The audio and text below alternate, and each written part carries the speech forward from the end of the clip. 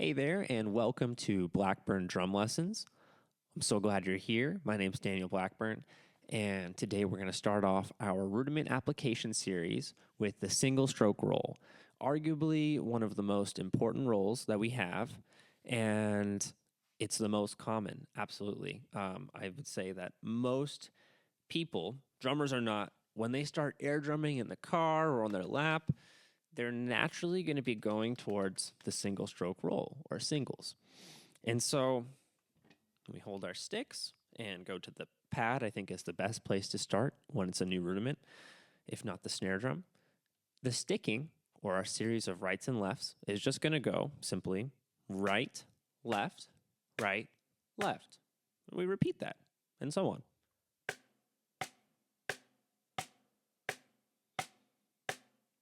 You can gradually speed it up. Generally, I recommend practicing at one tempo at a time, but for sake of the example, I'm going to play it what's called open to close, so slow to fast.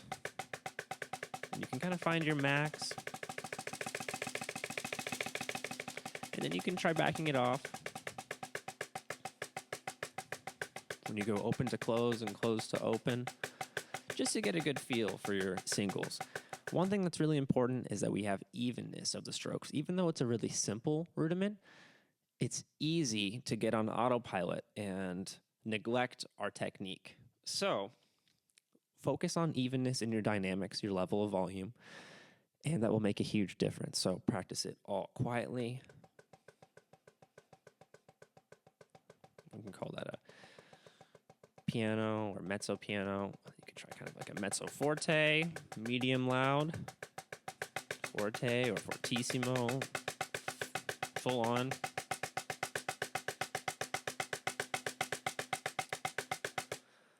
But in my opinion, the magic happens with the single stroke roll when we start applying it and we change up our dynamics from just quiet, medium, loud, etc.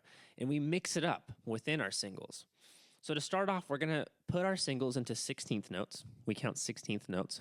1 E and a, 2 E and a, 3 E and a, 4 E and a. That's 4 evenly spaced notes for every one quarter note. Okay, so we're going to accent the down beats or the quarter notes. Beats 1, 2, 3, and 4. That's going to be on our first right hand. And it's going to be actually every other right hand is going to be accented. The rest of them are going to be what are called ghost notes or very low, quiet strokes. So it's going to sound and look like this. 1 E and a, 2 E and a, 3 E and a, 4 E and a.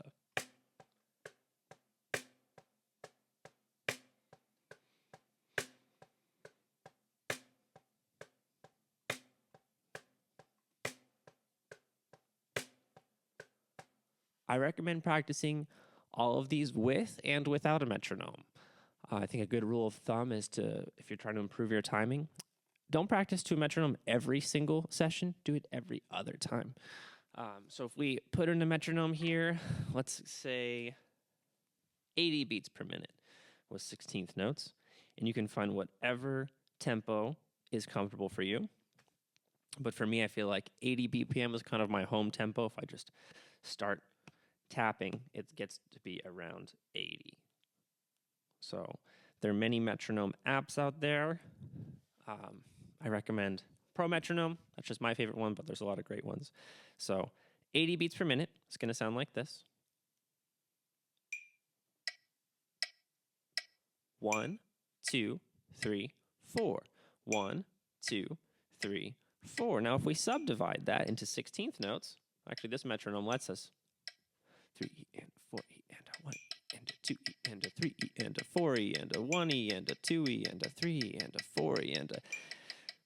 Putting all the subdivisions on, like 8th notes, 16th notes, etc., on your metronome is kind of like training wheels, in my opinion, to getting really precise with your timing and your rhythms. So each of those beeps, we're going to have our accent. 1 E and a 2 E and a 3 E and a 4 E and a. It's really important to strive for the extremes in your dynamics.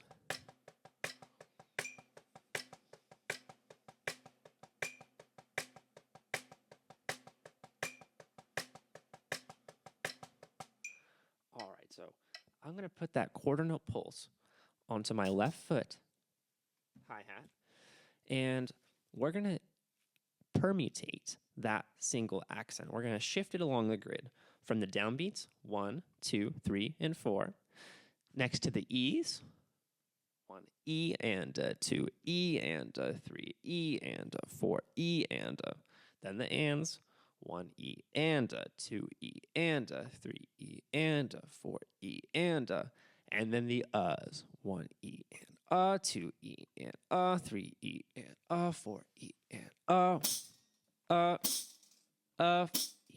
and So first we're gonna go to that E accent. This is commonly known as the grid system. Benny Greb popularized this system. Shout out to Benny Greb, one of my favorite drummers and educators, but he didn't invent this. I think he just kind of popularized it and made it more accessible to drummers.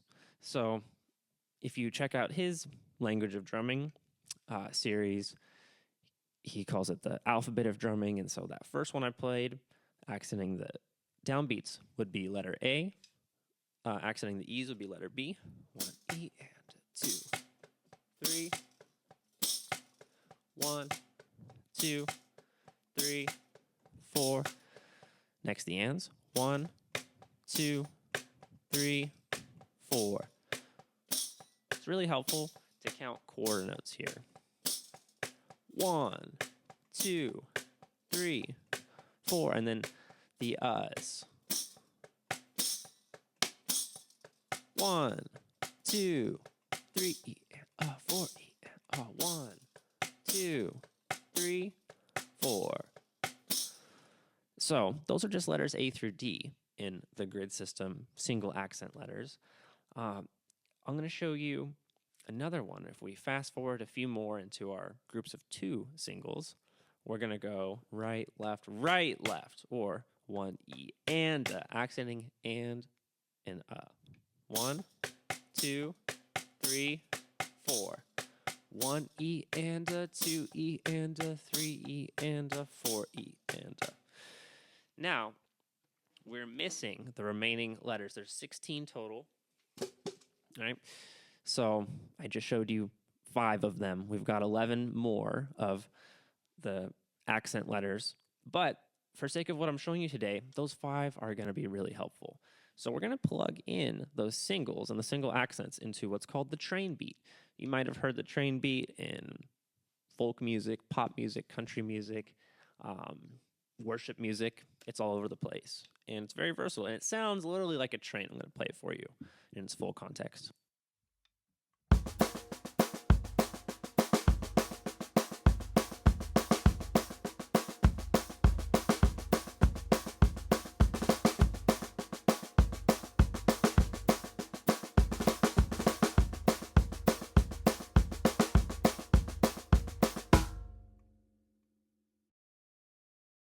Got to turn the mic on. So that's our train beat. That's a couple different variations, and that's the way I like to play it personally. But if we go to accent letter or single accent letter C, which is accenting the ands, and then we put a kick on 1 and 3, that's going to give us our basic train beat. 1 E and 2 E and 3 E and 4 E and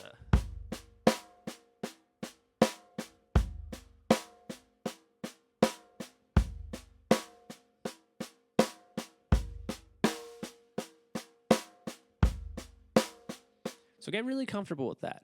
Again, strive for the extremes in your dynamics. Make your lows and your ghost notes really low.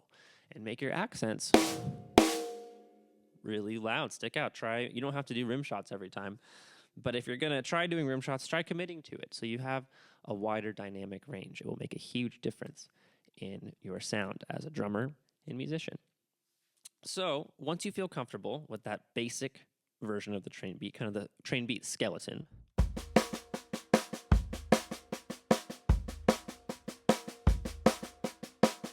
we can start plugging in some of those other letters. A, B, D. I can't think off the top of my head what the last one we did was accenting the and. because I don't have it in front of me. But I'll put that one on the screen as well. If we mix those up and we really have a good grasp of all of those single accent letters, we'll comfortably be able to mix them up. And it sounds a lot more interesting than just the skeleton.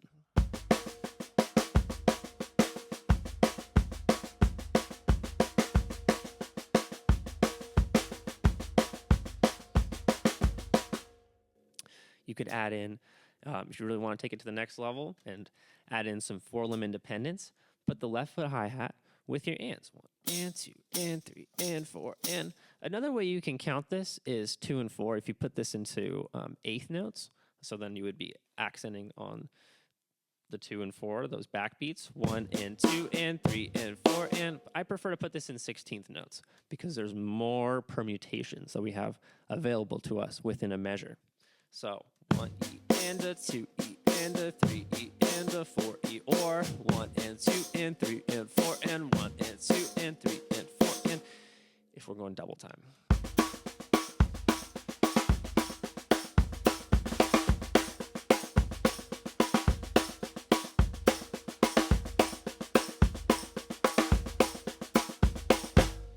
So that is one of the many, many applications to the single stroke roll. So I hope you enjoyed it. We're going to dive into some other examples of the singles down the road, but we've got about 39 more official percussive art society rudiments. I can't say that name without thinking that it's actually a cult. But anyway, thank you again for being here. I really appreciate it. And I'll be back soon with more lesson videos. Have a great day.